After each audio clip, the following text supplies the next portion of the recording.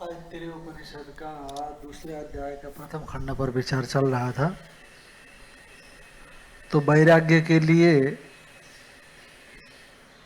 जीवात्मा के जन्म की बात कही जा रही है, ताकि पिता में जाना, फिर माता में जाना और रेत के साथ एकीभूत होकर के रहना, शुक्र के साथ एकीभूत होकर के रहना, फिर 9 महीने तक माता के पेट में बाहर रह करके बाहर निकलना, फिर बहुत दिन तक पराधीनता महसूस करना और फिर बड़ा होने के बाद काम क्रोध लोभ मोह से आक्रांत होना और बुढ़ापे में जा कर के फिर बल वीर्य तेज का क्षरण होने से पराधीनता और परिभव का अनुभव करना। ये कितना वैराग्य की बात है, पर महसूस कहाँ करता है, ये नहीं करता, महसूस नहीं करता है ये। तो अब ये चिंतन करने से अंदर से वैराग्य की भावना पैदा हो जाती है, इसलिए वैराग्य के लिए सब कहा जा रहा है, ये बताया। तो अब आगे कहते हैं, सा भावयित्री भावयितव्या भवति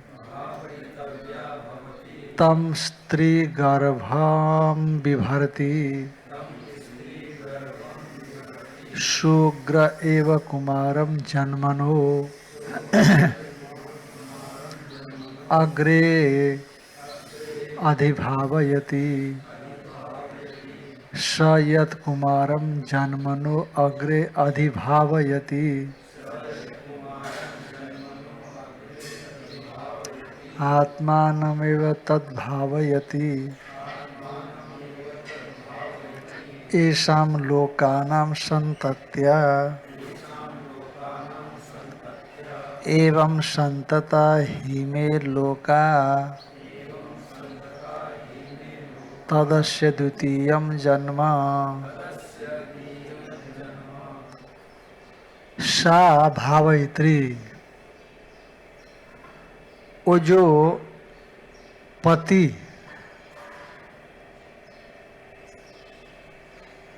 रेत के जरिए पत्नी के गर्भ में स्वयं प्रवेश किया हुआ है, उसको सा माने वह स्त्री, भावयित्री, वो क्या करती है, रक्षा करती है, वो है ना, गर्भरूप से पति के आत्मा की स्वरूप की वो रक्षा करती है। और वो रक्षा करने वाली जो भावयित्री पत्नी है, वो पत्नी भर्त्रा भावयितव्या भवति, भर्ता के द्वारा भरण पोषण करने वाले पति के द्वारा भावयितव्या माने पालयितव्या भवति, रक्षयितव्या भवति, रक्षणीया भवति। तो जब पति को गर्भरूप से प्रविष्ट हुए अपने में पालन करने वाली पत्नी का पति पालन करता है, तो पत्नी भी क्या करेगी, तम स्त्री गर्भम बिभर्ति, वो स्त्री गर्भम, तम गर्भम, पति स्वरूप जो गर्भ है उस गर्भ का धारण करती है। गर्भ धारण विधानेन बिभर्ति सो अग्रे एव कुमार जन्मना, कुमार के जन्म से पहले, है ना, कुमार के जन्म से पहले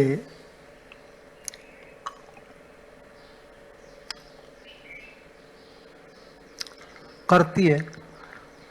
और वो जो पिता है, पिता अग्रे एवं कुमार जन्मना, कुमार जन्म से पहले वह स्त्री उस पतिरूप गर्भ को गर्भ विधारण विधान से विभर्ति माने धारण करती है। और स माने वह पिता, अग्रे कि एक तो गर्भधारण का हो गया और दूसरा हाँ, जब पत्नी में गर्भ में स्थित होकर के जब गर्भ से बाहर आता है तब जात कर्मादि संस्कार के द्वारा उसका पालन करता है गर्भ का। ठीक है ना। एक तो 3 बार अग्र शब्द आए हैं यहाँ पर, सु अग्र, जन्मनो अग्रे, और आगे भी एक अग्र शब्द आएगा। पहला अग्र का लेना,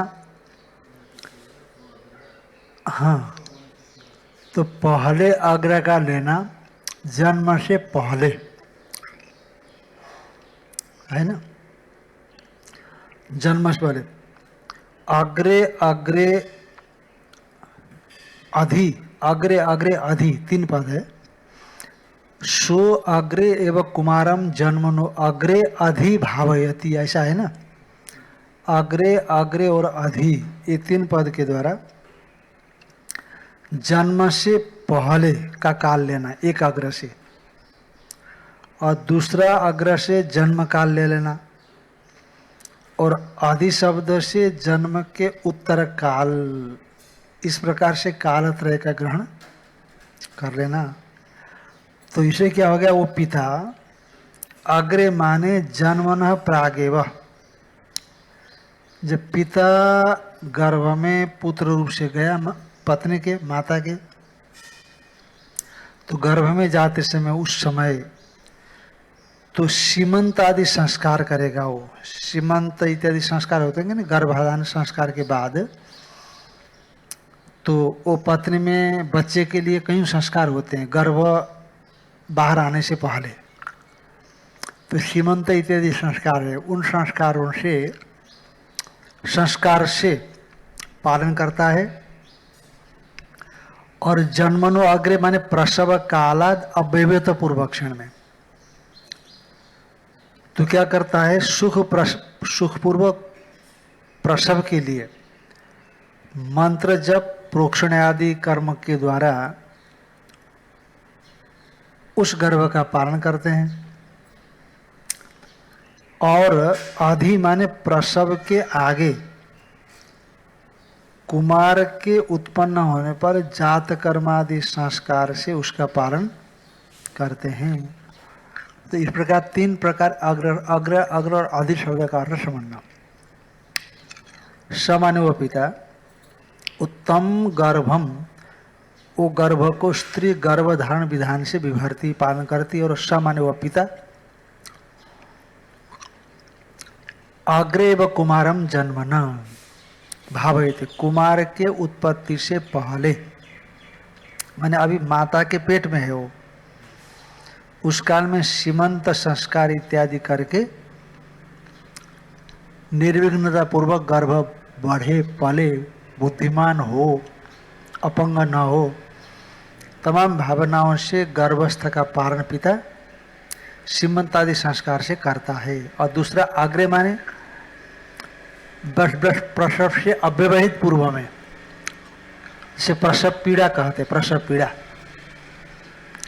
यूँ अन्य समय प्रसव पीड़ा नहीं होती, जब गर्भ निकलने का समय होता है तो स्त्रियों को प्रसव पीड़ा शुरू हो जाती, तो उस समय में पिता मंत्र जप माने सुखपूर्वक प्रसव के लिए मंत्र जप और प्रोक्षण आदि करते हैं।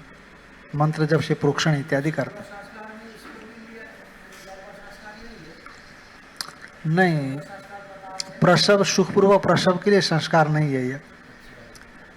प्रोक्षण यदि भी संस्कार है, पर जीव के 16 संस्कार में प्रोक्षण नहीं आएगा। अच्छा, और अंतिम में जब बच्चा होता है, होने के बाद जात कर्मादि संस्कार पिता कराता है, तो नामकरण पिता के द्वारा ही होना चाहिए। आजकल तो लोग गुरुओं से कराते हैं। हाँ, बच्चा हो गया ना तो हमसे पूछते हैं लोग कि हमारा नाम क्या रखें।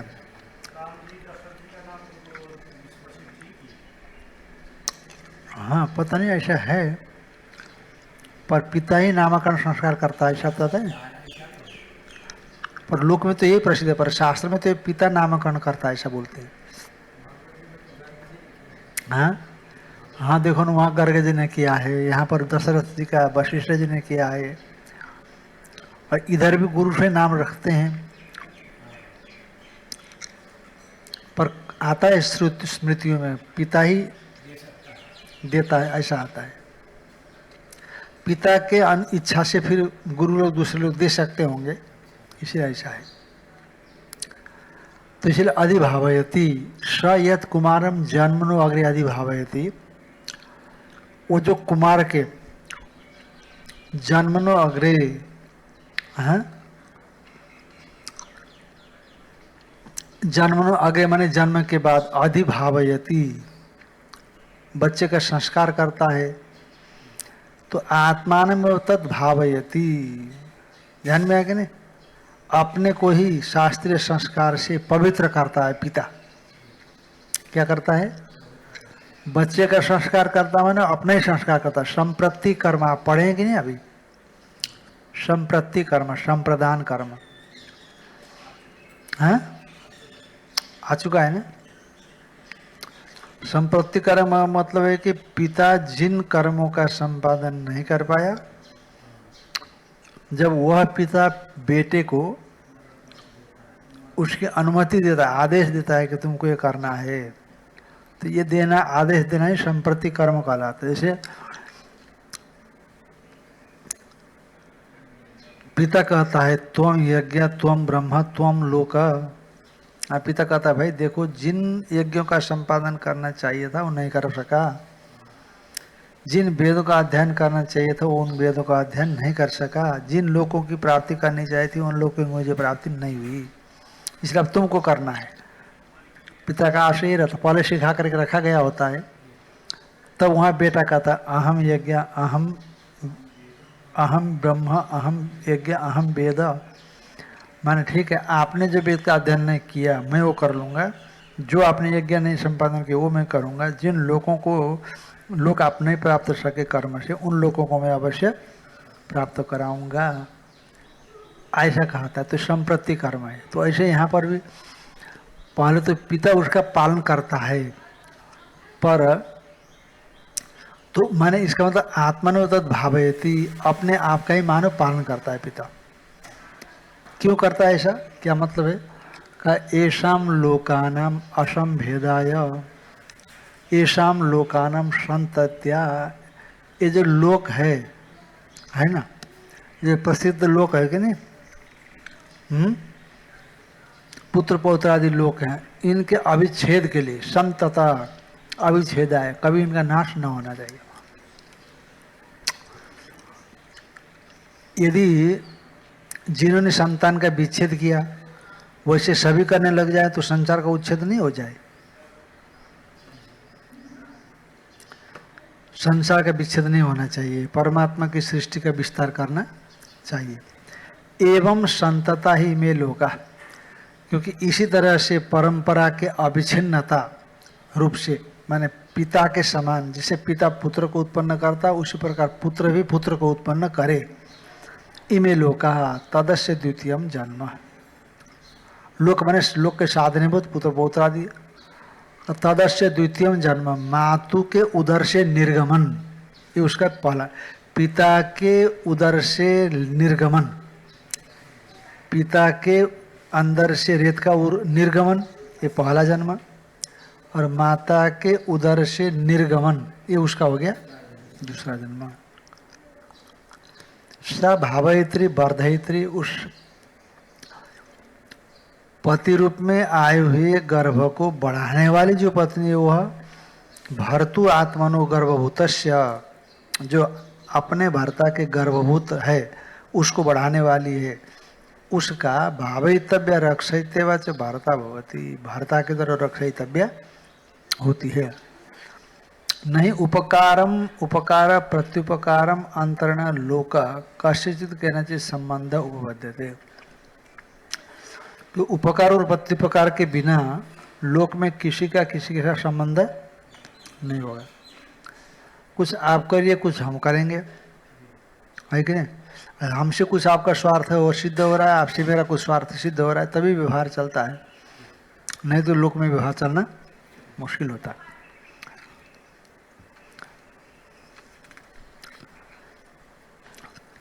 तम गर्भम स्त्री यथोतेन गर्भधारण विधान विवर्ति धारयति अग्रे प्राक जन्म। बच्चे के जन्म से पहले वो स्त्री जो है गर्भ को यथोक्त गर्भधारण विधान से क्या करती है, उसको धारण करती है। सपिता अग्रे एव माने पूर्वमेव माने जात मात्रम माने जन्मनो अधिऊर्ध्वम, जन्म से आगे।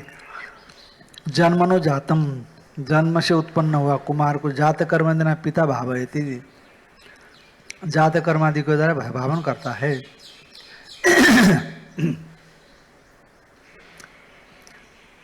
देखो नीचे टीका की पहली पंक्ति में दिया है अग्र इति एक, अत्र एको अग्र शब्द जन्मना पूर्व कालम बदलती, जन्म के पहला काल, द्वितीय जन्म कालम और दूसरा जनन काल में, और तीसरा आदि शब्द अनंतर कालम बदलती थी। आदि शब्द अनंत कालम बदलती थी व्याचष्टे अग्रे प्राक जन्मना। इसीलिए जन्मन प्राक सीमंतादि ना ध्यान में है कि नहीं, आदि के द्वारा अनवलोभन पुंस बनादि संस्कार विशेषाग्राह्य। सीमंत संस्कार, अनवलोभन संस्कार, पुंस बनादि संस्कार, अग्र एक अग्र के द्वारा जन्मन प्राक सीमंत आदि ना, और जनन काले एक अग्र का वो अर्थ हो गया, और दूसरा अग्र का अर्थ हो गया जनन काल में सुख निष्क्रमणार्थम मंत्र जल प्रोक्षण आदि ना संस्कार होती है ना। जनन काल में सुख निष्क्रमण के लिए मंत्र जल प्रोक्षण इत्यादि के द्वारा संस्कार करता है।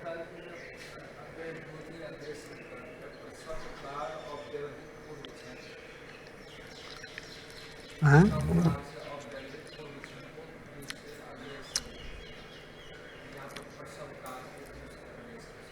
अधिक अर्थ प्रसव काल के उधर पहला अग्रकाल को लेना पहले ही गर्भधान के बाद, सीमंतोन्नयन संस्कार के 3-4 महीना के बाद करते हैं, पंडित को पता होगा।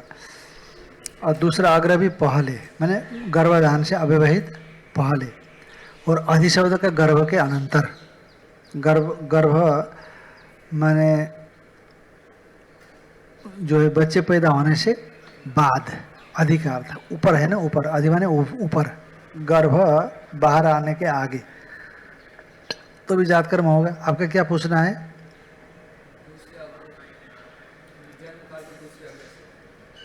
जन्म काल, जन्म बच्चे के जन्म से ठीक अविवाहित पहले माने सुखपूर्वक प्रसव के लिए मंत्र और प्रोक्षण इत्यादि, ये दूसरा आग्रह शब्द का अर्थ।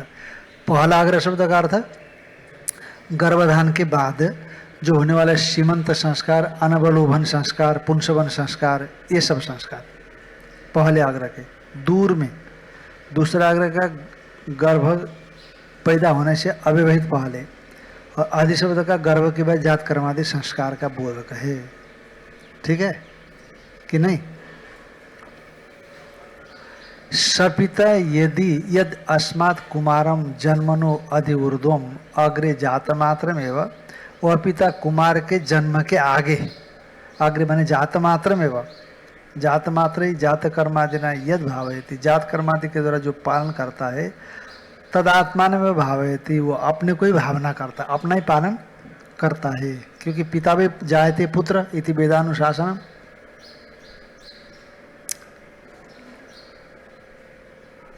आत्मा में ही पुत्र रूपेण जायते, स्वयं पुत्र रूप से उत्पन्न होता है।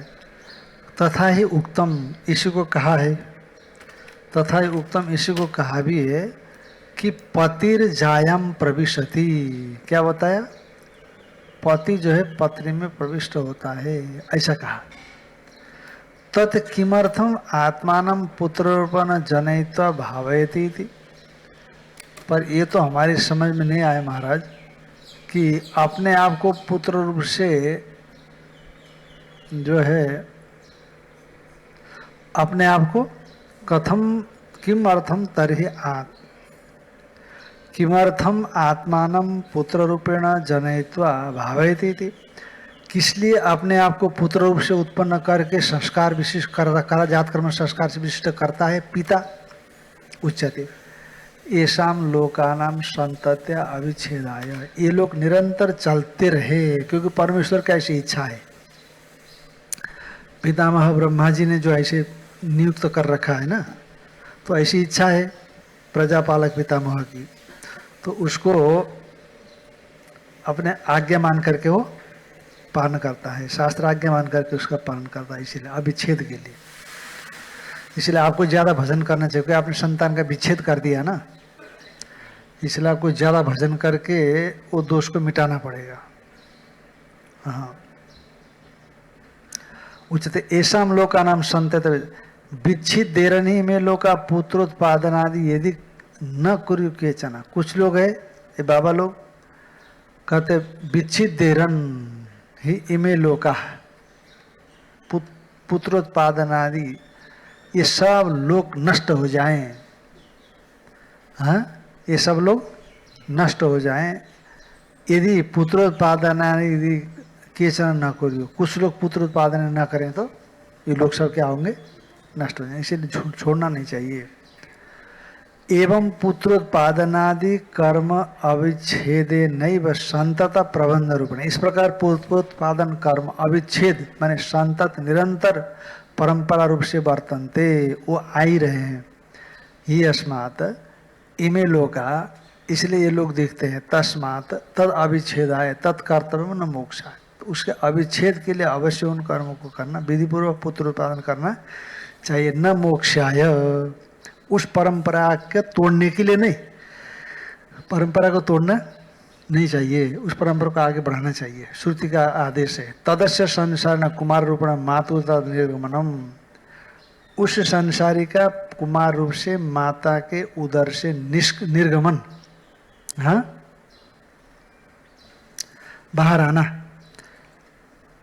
तद रेत रूप अपेक्षा द्वितीयम जन्म, द्वितीय अवस्था विभक्ति। रेत रूप की अपेक्षा से रेत रूप में पहला जन्म था और दूसरा जन्म माता का उदर से निर्गमन, ये दूसरा जन्म। और पिता के उदर से रेत का निर्गमन ये पहला जन्म था, और माता के उदर से बाहर आना ये निर्गमन दूसरा जन्म हो गया। सो अस्य अयम आत्मा पुण्यभ्य कर्मभ्य प्रतिधीयते।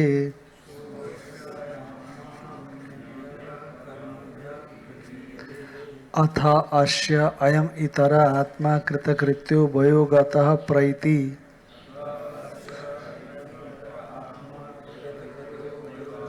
स इतः प्रयन एव पुनर्जायते तदस्य तृतीयं जन्म।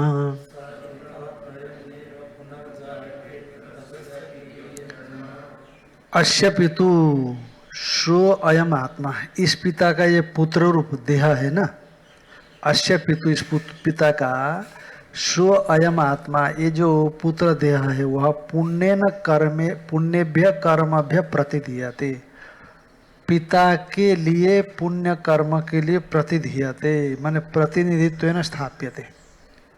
वो बेटे को प्रतिनिधि रूप से स्थापित किया जाता है पुण्य कर्म के लिए। वो पिता का उस बेटे को, हाँ, पुण्य कर्मों के लिए प्रतिनिधि रूप से स्थापित किया जाता है।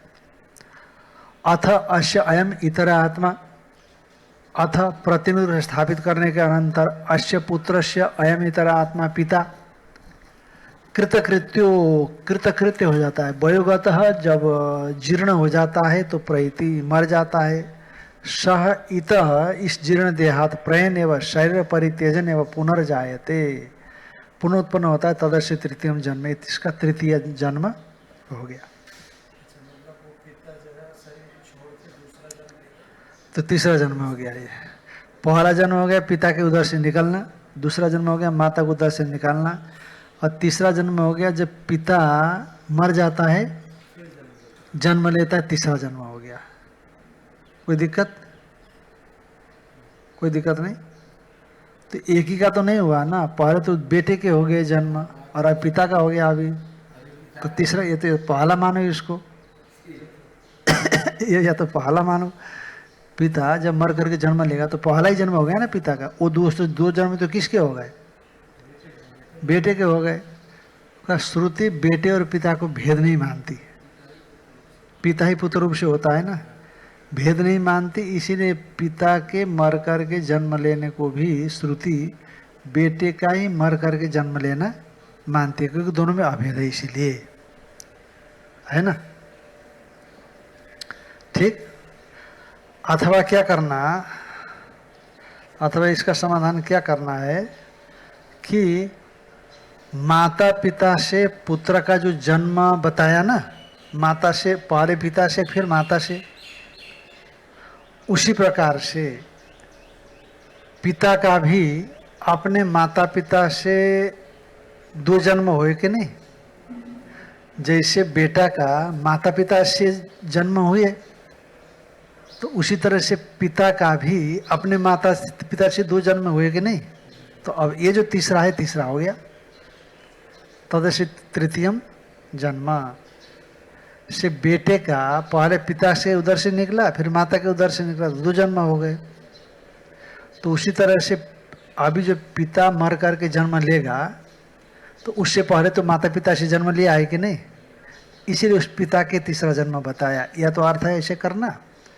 अथवा ये करना कि पुत्र और पिता में अत्यंत अभेद मानती है श्रुति, इसीलिए पिता के मर करके जन्म लेने को भी दोनों में अभेद होने से पुत्र का मर करके जन्म लेने को बता रही है। इसीलिए पहले के दो जन्म हो गए दोनों का, और तीसरा जन्म जो हो गया वो भी बेटा का ही हो गया, क्योंकि पिता बेटे में भेद नहीं है। समझ में आचार्य जी? क्या समझ में आया? जरा बताओ तो सुने, जरा ढंग से बोलो, धीरे से बोलो, समझ आए ऐसे बोलो, जरा जोर से बोलो। समझ में नहीं आया? वाह कमाल है। प्रवीण गिरी जी बोलो जरा।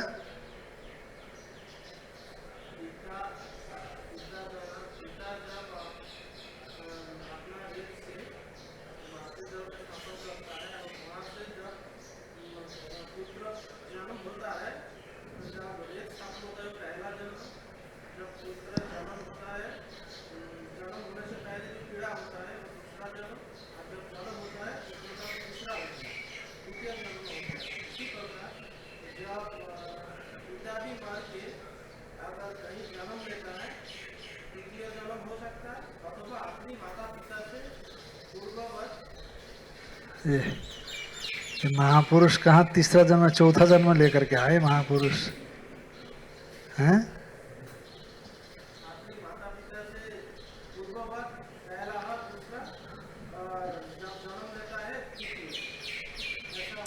बोलो सूरजगिरी जी बोलो।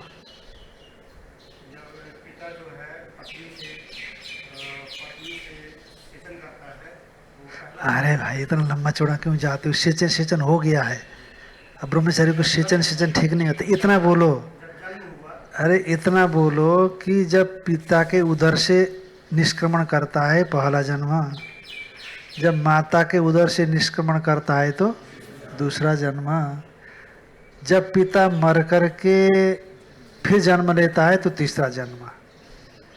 तो ये तो मर करके जन्म लेना पिता का हो गया, वो तो पहले पुत्र के हो गए, तो फिर वो पुत्र का तीसरा जन्म कैसे हुआ? का पिता पुत्र को श्रुति अभेद मानती है। बस इससे अतिरिक्त तो कुछ है क्या? यही है ना? बोलो पंडित बोलो। पिता जब पिता जो है जो उसका वो उसका पहला जन्म तब कहलाता है जब अपने से माता में जब हो जाता है उसका पहला जन्म, और माता से जब जन्म लेता है पिता से निष्क्रमण निर्गमन पहला जन्म, माता से निष्क्रमण दूसरा जन्म, और फिर पिता मर करके पैदा होता है तीसरा जन्म, और पिता और पुत्र को श्रुति अभेद मानती है, तो बेटा का ही तीसरा जन्म हो गया। क्या आप क्या बड़ा भारी बोझ बना करके रखते हैं आप लोग, हाँ? इतना सहज है, सरल है, इतना दिमाग को बर्डन देना बोलते हैं, बर्डन देना, वर्डन देना, इतना दिमाग को बर्डन क्यों देते हैं? बस 3 वाक्य में चीज खत्म हो गई, है कि नहीं? अच्छा, तो तदस्य तृतीयम जन्म अश्य पितु स्वयं पुत्रात्मा पुण्यव्य शास्त्रोक्तव्य कर्मभ्य। ये पिता के ये पुण्य पुत्र पुण्यव्य शास्त्रव्य कर्म, पुण्य शास्त्र कर्मों से कर्म निष्पादनार्थम अग्नि उत्तरादि कर्म निष्पादन करने के लिए प्रतिदीयते पितु स्थाने पितरा यत कर्तव्यम पिता के स्थान में पिता के द्वारा जो कर्तव्य है उसको करने के लिए प्रतिनिधीयते प्रतिनिधित्व न स्थाप्यते तथा च संप्रति विद्या बाजसन्य के बृहदारण्यक में संप्रति विद्या में कहा गया पितरानिशिष्टो पिता के द्वारा अनुशिष्ट होकर के अहम ब्रह्म अहम यज्ञ अहम लोक इत्यादि प्रतिपद्यते वैसे स्वीकार कर लेता है, ये बताया है वहाँ पर। अथानंतरम पुत्र निवेश आत्मनो भारम, तो उसके पश्चात पुत्र में अपने भार को निवेश करके लगा करके अश्य पुत्रस्य इस पुत्र का इतरो एवं पितरात्मा, ये जो पिता है वह कृतकृत्य, क्योंकि भार डाल दिया ना, भार डाल दिया, उत्तराधिकारी बना दिया, भैया अब तुम देखो, आप देखो, अब हम छुट्टी हो गई, बूढ़े हो गए हम, ध्यान में आए कि नहीं, तो भार डाल दिया, पिता ने भी भार डाल दिया, जैसे बाबाओं का भार डाल दे के नहीं, उत्तराधिकारी भार डाल देते हैं, तो उसके बेटे को भार पिता ने डाल दिया, और डाल देने के बाद अब क्या हो गया, पिता कृतकृत्य हो गया, भाई मेरा काम पूरा हो गया। तो कृतकृत्य माने कर्तव्याद ऋणत्रयाद विमुक्त, ऋणत्रय कर्तव्य से विमुक्त हो गया। कृत कर्तव्य जो अवश्य कर्तव्य थे उसको संपादन कर दिया। और वयोगतो वयगत भया जीर्ण सन, बूढ़ा होता हुआ प्रति मरियाते मरता है। स इतो अस्मात् प्रयन एवं, यानी इस शरीर से मरता हुआ, माने शरीरम परित्यजन एवं, शरीर का परित्याग करता हुआ तृण जलुकावत, जैसे तृण जलुका है ना, जोंक, जैसे तिनके को पकड़ करके छोड़ता, आगे पकड़ता फिर पीछे को छोड़ता है, फिर आगे पकड़ता पीछे को छोड़ता है ना, ऐसे ये जीवात्मा भी इस शरीर को तब छोड़ेगा जब भावना से आगे के शरीर को प्रारब्ध अनुसार पकड़ेगा, तो उसी तरह से ये भी उसी तरह से करेगा। देहांतरम उपाददाना कर्मचितम पुनर्जाते, देहांतर को ग्रहण करता हुआ कर्म से कर्मचितम देहांतरम पुनः जायते, पुनः उत्पन्न होता है। तदस्य मृत्यु प्रतिपत्तवम, ये तृतीय जन्म, वो मर करके जो प्रतिपत्तव्य तीसरा जन्म उसका है। का शंका हो गई, ननु संसरतः पितु सकाशाद रेतरूपण प्रथम जन्म, संसरत जीवस्य पुत्र रूपस्य, संसरण करने वाले जीव जो पुत्र रूप है उसका पिता के सकाशाद रेत रूप से पहला जन्म है उसका। तस्व कुमार रूपेण मातुर द्वितीय जन्म उक्त, और उसी का कुमार रूप से माता से दूसरा जन्म बताया गया। और तस्व तृतीय जन्म नहीं वक्तव्य, उसी का तीसरा जन्म बताना चाहिए, परंतु आप प्रयतः पितु मरता हुआ पिता का जो जन्म तत्तृतीय में कथम उच्यते, वो तो दूसरे का तीसरी जन्म का, एक ही जीवात्मा का पहला दूसरा तीसरा जन्म बताना चाहते हैं, और पहला दूसरा तो बेटे का हो गया और तीसरा पिता का हो गया, फिर तीसरा कैसे, फिर पिता का पहला मानना चाहिए। उच्चते नहीं से दूसरा पितु पुत्र एकात्म से विवक्षितत्वात्, पिता और पुत्र को श्रुति क्या मानती है, एक मानती है, तो फिर पिता का जन्म भी बाप बेटा का ही जन्म हो गया। सोपी पुत्र स्वपुत्रे भारम निधाय, वो पुत्र भी अपने पुत्र को, माने दादा के पोते को, निधाया इतः प्रयन, यहाँ से मरता हुआ पुनर्जायते यथा पिता, पुनः उत्पन्न होता है जैसे पिता उत्पन्न हो गया, तो तीसरा जन्म हो गया। तद अन्यत्र उक्तम इतरत्रापि उक्तम भवति इति मन्यते श्रुति है। तत् माने जो तीसरा जन्म है ना, जो अन्यत्र माने पिता में जो कहा गया है, उत्तरत्र माने पुत्र में भी मान लेना चाहिए, दोनों अभेद है ऐसा श्रुति मानती। पिता पुत्र एकात्मत्वात्, क्योंकि पिता और पुत्र में एकात्म होने से। ओम मनसि प्रतिष्ठिता मनो में वाचि प्रतिष्ठितम आविराविर्मयेधि वेदस्य।